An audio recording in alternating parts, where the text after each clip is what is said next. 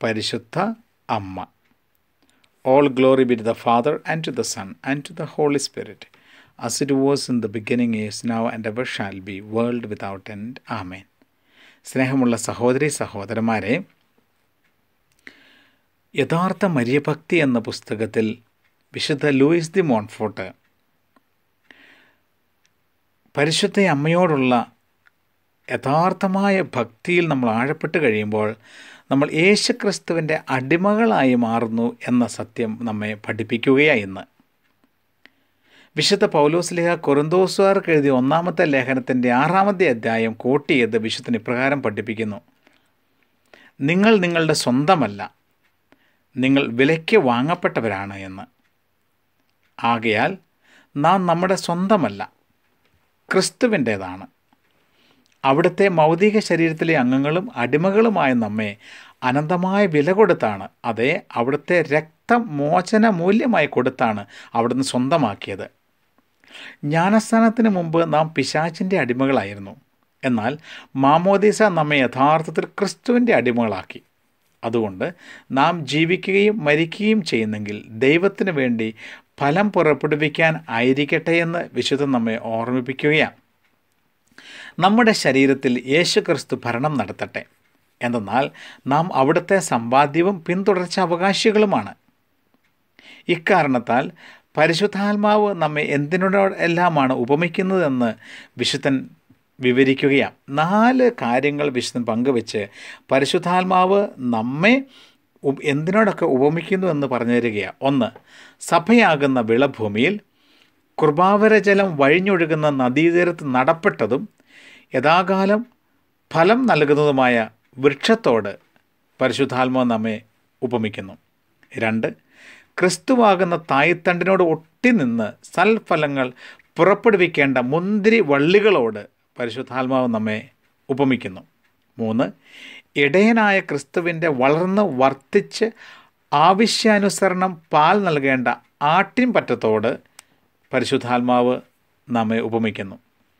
കൃഷിക്കാരനായ ദൈവം നട്ട് 30, 60, 100 മേനി വിളവ് സമ്മാനിക്കേണ്ട ഫലപുഷ്ടമായ വിളനിലത്തോട് പരിശുദ്ധാത്മാവ് നമ്മെ ഉപമിക്കുന്നു. വിശുദ്ധ മത്തായിയുടെ സുവിശേഷത്തിൻ്റെ 21-ാമത്തെ അധ്യായത്തിൽ ഫലശൂന്യമായ അത്തിമരത്തെ ക്രിസ്തു ശപിച്ച ആ വിശുദ്ധ ലിഖിത ഭാഗം കോട്ട് ചെയ്ത് വിശുദ്ധം പഠിപ്പിക്കുകയാണ്.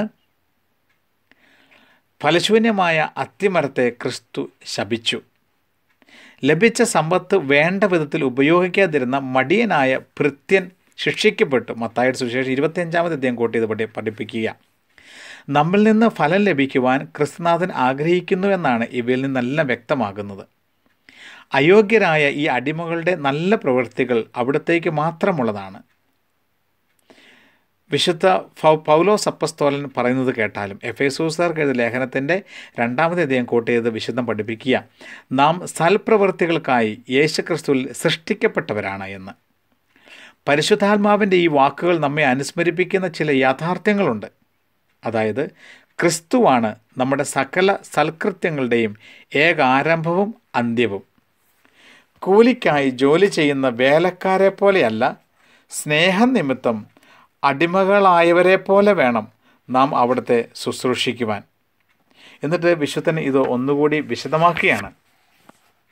വേറൊരാളുടെ അധികാരത്തിന് വിധേയനായി അയാൾക്ക് കീഴ്പ്പെട്ട് 2 വിധത്തിൽ ജീവിക്കാമെന്ന്. ഒന്ന് ദാസനായും മറ്റൊന്ന് അടിമയായും. ദാസൻ നിശ്ചിത വേതനത്തിന് കൂലിക്ക് നിശ്ചിത കാലത്തേക്ക് യജമാനന് സേവനം ചെയ്യുന്നു.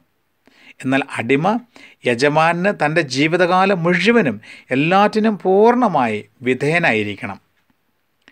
ഒരു പ്രതിഫലവും അവകാശപ്പെടാതെ അടിമ യജമാനനെ സേവിക്കണം. യജമാനന് തൻ്റെ മൃഗത്തിൻ്റെ ജീവൻ്റെയും മരണത്തിൻ്റെയും മേലുള്ള അധികാരം പോലെ അടിമയുടെ ജീവൻ്റെയും മരണത്തിൻ്റെയും മുകളിലും അധികാരമുണ്ട്. അടിമത്തം 3 വിധത്തിലാകാമെന്നും വിശുദ്ധൻ ഓർമ്മിപ്പിക്കുകയാണ്. പ്രകൃതിയായുള്ള അടിമത്തം, നിർബന്ധിതമായ അടിമത്തം, ഒരുവൻ സ്വയം സ്വീകരിക്കുന്ന അടിമത്തം. ആദ്യം പറഞ്ഞ വിധത്തിൽ സകല സൃഷ്ടികളും ദൈവത്തിൻ്റെ അടിമകളാണ്. സങ്കീർത്തന പുസ്തകത്തിൻ്റെ 23-ാമത്തെ അധ്യായം കൂട്ടി ഇത് വിശദം പഠിപ്പിക്കുന്നു. ലോകവും അതിൻ്റെ പൂർണ്ണതകളും ദൈവത്തിൻ്റേതാകുന്നുവെന്ന്. 2, പിശാചുക്കളും ശിക്ഷിക്കപ്പെട്ട ദുഷ്ടാത്മാക്കളും നിർബന്ധിത അടിമത്തത്തിന് വിധേയരാക്കപ്പെട്ടവരാണ്. നീതിമാന്മാരും വിശുദ്ധരും സ്വമേധയാ അടിമത്തം സ്വീകരിച്ചവരും. ഹൃദയങ്ങളെ വീക്ഷിക്കുകയും അവകാശപ്പെടുകയും ഹൃദയനാഥനെന്ന നാമം സ്വീകരിക്കുകയും ചെയ്യുന്ന ദൈവത്തെ ഏറ്റവും കൂടുതൽ മഹത്വപ്പെടുത്തുന്നത് സ്വമേധയാ സ്നേഹത്താൽ സ്വീകരിക്കുന്ന അടിമത്തമാണ്. അതുവഴി സ്വാഭാവികമായി നാം അനുഷ്ഠിച്ചേ തീരൂ എന്നില്ലാത്തതും ഏറ്റവും പൂർണ്ണവും ദൈവത്തിന് വലിയ മഹത്വം നൽകുന്നതുമായ മനസ്സിൻ്റെ അടിമത്തമാണ് നാം ദൈവത്തിന് കാഴ്ചവയ്ക്കുക. ഇനി ദാസനും അടിമയും തീർത്തും വ്യത്യസ്തരാണ് എന്ന് 3-4 കാര്യങ്ങൾ പങ്കുവച്ച് വിശുദ്ധൻ പഠിപ്പിക്കുന്നു. 1, ദാസൻ തന്നെയോ തനിക്കുള്ള സ്വന്തമായുള്ളവയോ താൻ സമ്പാദിക്കുന്നവയോ യജമാനന് നൽകുന്നില്ല. എന്നാൽ ഒരു അടിമ തന്നെയും തനിക്കുള്ളവയെയും താൻ സമ്പാദിക്കുന്നവയെയും ഒന്നും മാറ്റിവെക്കാതെ യജമാനന് നൽകുന്നു. 2, ദാസൻ തൻ്റെ സേവനത്തിന് വേതനം ആവശ്യപ്പെടുന്നു. എന്നാൽ അടിമ തൻ്റെ സമസ്ത സാമർഥ്യവും സമസ്ത ഊർജവും സമസ്ത അധ്വാനവും നൽകിയാൽ തന്നെയും ഒരു കാരണത്താലും യജമാനിൽ നിന്ന് പ്രതിഫലം ആവശ്യപ്പെടുവാൻ അവകാശമില്ല. 3, ദാസന് ഇഷ്ടമുള്ളപ്പോൾ അല്ലെങ്കിൽ സേവനകാലം അവസാനിക്കുമ്പോൾ പിരിഞ്ഞു പോകാം. എന്നാൽ അടിമയ്ക്ക് ആ സ്വാതന്ത്ര്യം ഇല്ല. 4, ദാസൻ്റെ ജീവൻ്റെ മേൽ യജമാനന് അധികാരമില്ല. അവനെ വധിച്ചാൽ യജമാനൻ കൊലപാതക കുറ്റത്തിന് ശിക്ഷിക്കപ്പെടും. യജമാനന് വേണമെങ്കിൽ തൻ്റെ അടിമയെ വിൽക്കാം. നിയമപരമായി തൻ്റെ മൃഗത്തെ കൊല്ലും പോലെ കൊല്ലുകയും ചെയ്യാം. ഇതായിരുന്നു പണ്ടത്തെ കാലത്തെ നാട്ടുനടപ്പ്. 5, അവസാനമായി മരണം വരെ സേവനം ചെയ്യുവാൻ അവൻ കടപ്പെട്ടവനാണ്. എന്നാൽ ദാസൻ നിശ്ചിത കാലത്തേക്ക് മാത്രം സേവനം ചെയ്താൽ മതി.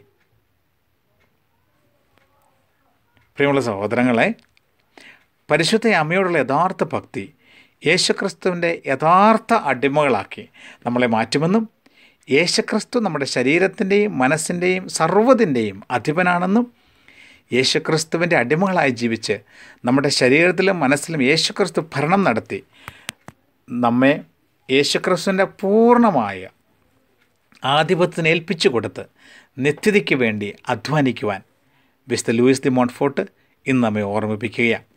പരിശുദ്ധ കന്യകാമറിയം ഇതിനായി നമ്മെ സഹായിക്കട്ടെ. God bless you all.